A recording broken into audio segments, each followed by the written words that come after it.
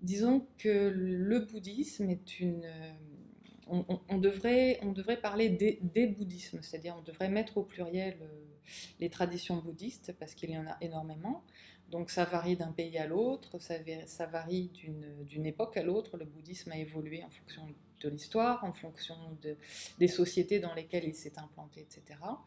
En tout cas, pour l'ensemble de ces formes de bouddhisme, il est faux de dire que c'est une sagesse purement rationnelle, que la foi est exclue, qu'il n'y a pas il y a pas de dévotion. C'est pas... Le bouddhisme a quand même commencé au départ.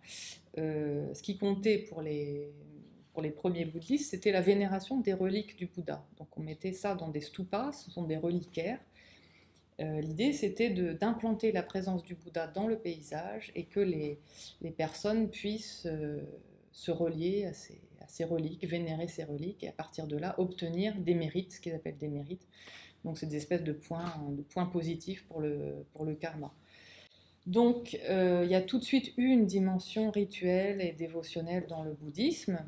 Et puis ce qui est vrai, c'est que dans le bouddhisme tibétain en particulier, c'est un système en effet qui est très hiérarchisé, très autoritaire, c'est-à-dire que les lamas sont considérés, surtout s'ils sont des réincarnations de grands maîtres, sont considérés comme des êtres qui nous dépassent, qui sont supérieurs à nous, les êtres communs, puisqu'ils sont supposés avoir atteint l'éveil et donc connaître la vérité, voir l'avenir, le passé, et être capable de tout discerner, de vous conduire vers l'éveil.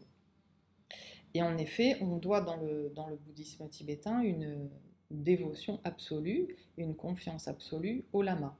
Cela dit, il y a quand même dans ces pays tibétains ou sous influence tibétaine, c'est-à-dire dans l'Himalaya, il y a aussi des gens qui pratiquent le bouddhisme tibétain, il y a quand même des codes culturels, une habitude, un savoir qui se transmet de génération en génération, qui font que les gens savent ce qu'ils doivent attendre du bouddhisme et des maîtres, ce qui est correct, ce qui ne l'est pas. Ils savent ce qu'il faut faire, ce qu'il faut dire, ce qu'il faut penser, ce qu'il faut attendre et ce qu'il faut refuser.